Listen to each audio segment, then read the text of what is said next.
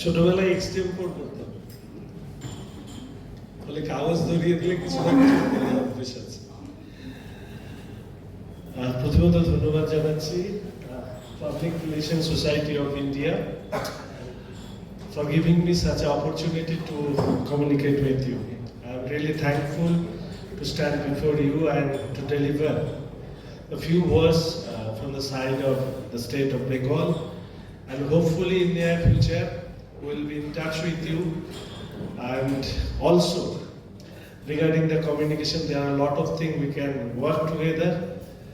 So it's my hope that the journey will continue. আজকে যখন আমি আসলাম এখানে, আসার সময় আমি ভাবলাম যেখানে এসেছি তাদের সম্পর্কে একটা দুটো শব্দ তো জেনে আসা উচিত। সেই জন্য বলা শুরু হওয়ার আগে আমি এবার জিজ্ঞেস করলাম যে কি নিয়ে বলবো। আমি আসলে রাস্তার রাজনীতি করি ছোটবেলার থেকে, স্কুল থেকে। রাস্তার রাজনীতি করার একটা অর্থ যে একেবারে বেস লেভেলের যারা মানুষ তাদের সাথে কমিউনিকেট করা। যখন স্কুলে ছিলাম, স্কুলের ভেতরে, ক্যাম্পাসের ভেতরে, কলেজ, ইউনিভার্সিটি, তার মধ্যেকার মানুষের সাথে কথা বলে, ছাত্রছাত্রীদের সাথে কথা বলে, I just raise all of demands which are very much important for study or education. আর পরবর্তীকালে বৃহত্তর ক্ষেত্রে যখন যুব রাজনীতিতে যুক্ত হই ছাত্র থাকার সময়, তখন আমরা ধীরে ধীরে আমাদের পলিটিক্যাল গ্রামারটা একটু চেঞ্জ হয়, আর একটু ব্রডার অ্যাসপেক্টসে আমরা ভাবতে শিখি। এবং এই করতে করতে আজকে যখন মন্ত্রী হয়েছি, ঠিক সেই সময় আমি শুধু এইটুকু আপনাদেরকে অকপটে বলতে পারি, মন্ত্রী শব্দটা আমার কাছে অত্যন্ত বন্ধুত্বপূর্ণ সম্পর্ক নয়। আমি এই শব্দটা সম্পর্কে আমার একটা নেতিবাচক ধারণা আছে। তো 2021 থেকে 2026 আমি বিধানসভার সদস্য হয়ে প্রথমবার। তার আগে আমি কাউন্সিলর ছিলাম, এমআইসি ছিলাম, বোর্ড অফ অ্যাডমিনিস্ট্রেটিভ মেম্বার ছিলাম। ফলে প্রত্যেকটা ক্ষেত্রেই এরকম নয় যে হঠাৎ করে রাজনীতিতে এসেছি। রাজনীতি আমার ভালোবাসা, ছোট থেকে রাজনীতিকে পছন্দ করি। আমি মনে করি রাজনীতি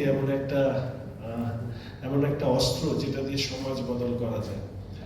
তো ফলে স্বাভাবিকভাবেই সেই জায়গায় দাঁড়িয়ে আজকে যখন আমরা সরকারে এসেছি, আমি প্রথম যে কথাটা বলতে চাই যে Bengal born to lead, ready to rise. আমরা নেতৃত্ব দেওয়ার জন্য জন্মেছি, অনুসরণ করবার জন্য। এবং দুর্ভাগ্য হলো এটা সত্যি যে আমাদের বিগত কয়েক দশকে আমাদের হৃত গৌরব, সেটাকে ফেরানোর দায়িত্ব এই মুহূর্তে পশ্চিমবঙ্গের প্রত্যেক মানুষের। আমি একটা কথা, যখন আমি বিরোধী রাজনীতি করতাম তখন এই রাজ্যের বুকে বলতাম, অধঃপতনের কোনো শব্দ হয় না। মানে পতন এবং অধঃপতন কোন জায়গায় পৌঁছেছে সেটা আমরা ছত্রে ছত্রে উপলব্ধি করেছি। নতুন সরকার আসার পরেও সমস্ত ধরনের ভাইসেস এক মুহূর্তে মুছে গেছে, এটা আমিও বিশ্বাস করি। ফলে স্বাভাবিকভাবেই এই ট্রানজিশনাল পিরিয়ডের মাঝখানে দাঁড়িয়ে আমরা আশা রাখি যে আমাদের সরকার তার 100 দিনের কাজ, তার মূল্যায়ন নিশ্চিতভাবে হবে। আমাদের কোথাও দুর্বলতা, কোথাও যদি ফাঁক থেকে যায়, সেটাকে শুধরে দেওয়ার দায়িত্ব আমাদের। আমরা মূলত সরকার পরিচালনা করবার সময় তার আগের যে সংকল্পপত্র আমরা প্রকাশিত করেছি রাজনৈতিক দল হিসাবে, আমরা আমাদের প্রথম বাজেটে ডক্টর স্বপন দাশগুপ্ত মহাশয় এবং মাননীয় মুখ্যমন্ত্রীর উপস্থিতিতে যে বাজেট পেশ করেছেন, যেখানে আমরা ডাবল ইঞ্জিন গভর্নমেন্টের কথা বলেছি এবং তার কয়েকটি স্তম্ভের উপরে দাঁড়িয়ে সরকার পরিচালনা করবার কথা বলেছি। সেগুলো পালন করার ক্ষেত্রে আজকের দিনে দাঁড়িয়ে আমি ব্যক্তিগতভাবে চেষ্টা করেছি। আমি যে দপ্তরের সাথে যুক্ত হয়েছি সেই দুটো দপ্তর পার্লামেন্টারি অ্যাফেয়ার্সের অনেকটাই বড় কাজ, অনেক হার্ড ওয়ার্কিং, লেবোরিয়াস ওয়ার্ক ইত্যাদি করতে হয়। প্রসঙ্গত বলে রাখি, বিধায়ক হিসেবে যখন আমি এই ধরনের ইন্টারাকশনে যেতাম, everybody asks me what you do, what you did in your tenure. তো আমি বলতাম যে আমি 95টা প্রশ্ন করেছি, আমি এতগুলো কলিং অ্যাটেনশন দিয়েছি, এতগুলো মেনশন করেছি, আমি প্রথম 35-37 বছর পরে প্রাইভেট মেম্বার বিল এনেছি, আমি বাজেটে ডিসকাশন করেছি, আমি অমুক অমুক বিলে আমি কথা বলেছি। লোক হাত এরকম করে বলতো, এগুলো আবার কি? এগুলো জানতে চাইছি না। কটা রাস্তা বানালে, কটা বাথরুম হলো, কটা এমপ্লয়মেন্ট জেনারেট করলে। কিন্তু আসলে কি বিধায়কের সেটা কাজ? সরকার পক্ষের কাজ, বিরোধী পক্ষের কাজ, মানুষের 3টে স্তর, কেন্দ্রের সরকার, রাজ্যের সরকার এবং লোকাল সেলফ গভর্নমেন্ট, তার কাজ তাকে সেগ্রিগেট করা, এগুলো নিয়ে অনেক অনেক বেশি কমিউনিকেট হওয়া দরকার। না হলে সবকিছু গুলিয়ে যাওয়ার সম্ভাবনা আছে বলে আমার মনে হয়। বিধানসভার চত্বরে দাঁড়িয়ে যে কথাগুলো এর আগে বলতাম, সেই কথাগুলোকে এবার বাস্তবায়িত করবার জন্য যখন পর্যটন দপ্তরের দায়িত্ব আমাকে পার্লামেন্টারি অ্যাফেয়ার্সের সাথে দেওয়া হয়, আমার প্রথম লক্ষ্য ছিল যত পারবো তত মানুষের সাথে কথা বলব। What are the aspiration of the people? পশ্চিমবঙ্গের মানুষ কি চায়? What are the aspiration of the industry? What are the aspiration of the different sector like education, health, and any other sector component of the state? They should come out and feel free to submit their opinion. ইতিমধ্যে আমাদের সরকার 5 জনের একটি committee করেছে, 2টো committee হয়েছে রাদা, একটা headed by Swapan Dasgupta, একটা headed by Tapas Roy মহাশয়। যে কমিটিতে আমি আছি, ইনভেস্টমেন্ট কমিটি, সেই কমিটি আপনি বলছিলেন যে কমিউনিকেশন সোসাইটির সাথে, সেই কমিটি আমরা ইনভেস্টমেন্ট পলিসি ড্রাফট করেছি। 3টে পর্যায়ে আমরা সেটা পাবলিক করব এবং তার প্রাথমিক অ্যাপ্রুভাল সিএম সাহেবের, পরবর্তীকালে ক্যাবিনেট অ্যাপ্রুভাল হওয়ার পরে আশা করি অগাস্ট বা সেপ্টেম্বর মাসে আমরা এই বিষয়টি জনসমক্ষে নিয়ে আসব। অর্থাৎ এখানেও আমরা চেষ্টা করেছি বিনিয়োগকারীদেরকে আকর্ষিত করবার জন্য যা যা করার তার একটা ভিত্তিভূমি তৈরি করার, এবং আমি আশা রাখি আগামী 5 বছরের মধ্যে ন্যূনতম আমাদের লক্ষ্য হচ্ছে রাজ্যকে প্রথম 5টি শিল্প উন্নত রাজ্যের তালিকায় পশ্চিমবঙ্গের অন্তর্ভুক্তিকরণ করা। এই লক্ষ্য নিয়ে আমরা চলছি। আপনারা জানেন, যারা তথ্য নিয়ে নাড়াচাড়া করেন, নাড়াঘাটা করেন, 2009-10 যতদূর সম্ভব সর্বশেষ লেফটের শেষ সময়টা আমাদের রাজ্যে 15,000 কোটি টাকার কাছাকাছি বাস্তবের মাটিতে বিনিয়োগ হয়, এবং তারপরে ইনভেস্টমেন্টের ক্ষেত্রে একটা খরা চলছে। আমি হাসতে হাসতে বলি, আমাদের সমুদ্র আছে, পাহাড় আছে, জঙ্গল আছে, শুধু মরুভূমি ছিল না, শিল্পের মরুভূমি পশ্চিমবঙ্গে আমরা 2011 থেকে 2026 দেখে নিয়েছি। ফলে স্বাভাবিকভাবেই এখন সেই জায়গা থেকে তুলে নিয়ে আসবার জন্য আমরা কাজ করছি। পর্যটনের ক্ষেত্রে আমরা বিনিয়োগকারীদেরকে আকর্ষিত করবার জন্য আমরা চেষ্টা করছি। ইতিমধ্যে গ্রিন হোমস্টে পলিসি আমাদের বিভিন্ন স্টেক হোল্ডারদের সাথে কথা বলে সেটা ফর্মুলেট করা হয়েছে, সেটা পাবলিক করা হবে একসাথেই ইনভেস্টমেন্ট পলিসির সাথে। আমরা ইতিমধ্যেই ট্যুরিজম, এডুকেশন এবং হেলথকে ইন্ডাস্ট্রি সেক্টরে নিয়ে এসে ক্যাশ এবং নন ক্যাশ বেনিফিট, ইনসেন্টিভের মতন বিষয়, ল্যান্ড পুলিং এর মতন বিষয়, সেখানে আমরা বড় ধরনের পরিবর্তন আনছি। আমরা ট্যুরিজম ইন্ডাস্ট্রির ক্ষেত্রে আমাদের এতদিনকার যে লোগো, সেই লোগোকে আমরা পরিবর্তন করে আগামী 4 সেপ্টেম্বর আমরা পশ্চিমবঙ্গের নতুন ট্যুরিজমের লোগো আমরা লঞ্চ করব এবং বড়ভাবে লঞ্চ করব। এবং এই সময়কালে মাননীয় প্রধানমন্ত্রী একটি কথা বলেছেন সাম্প্রতিক অতীতে, যে আমাদের ভারতবর্ষ বিশ্বের মানচিত্রে যে দুটো জায়গায় এখনো নিজেদেরকে তুলে ধরার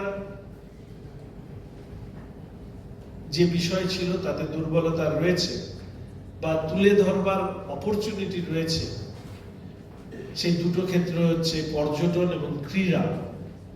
ফলে সেই পর্যটনের বিশ্ব মানচিত্রে পশ্চিমবঙ্গকে তুলে ধরবার কাজ আমরা শুরু করেছি। ইতিমধ্যেই আমাদের 5টি স্ট্র্যাটেজিক পলিসি আমরা তৈরি করেছি, যেখানে আমাদের প্রথম পলিসিটাই ছিল পোটেনশিয়াল টু প্রগ্রেস, সম্ভাবনা থেকে সাফল্য। আর সর্বশেষ পিলারটি আমরা রেখেছি পার্টনারশিপ ইন প্রগ্রেস, অর্থাৎ প্রকৃতির সাথে যুক্ত করা। এই জায়গায় দাঁড়িয়ে আপনি যেটা বলেছেন, আমি এখনই শুনছিলাম, হর্ন বাজানোর ক্ষেত্রে নিয়ন্ত্রণ। আমি হাসতে হাসতে বলি, আমার শিলিগুড়ি শহরে মানুষ 3-4টে বিষয় নিয়ে কান ঝালাপালা করে দিত, এখনো একটু আধটু করছে, হয়তো আগামী কিছুদিনের মধ্যে সেটা কমে যাবে। তার মধ্যে একটি ছিল ট্রাফিকের সমস্যা।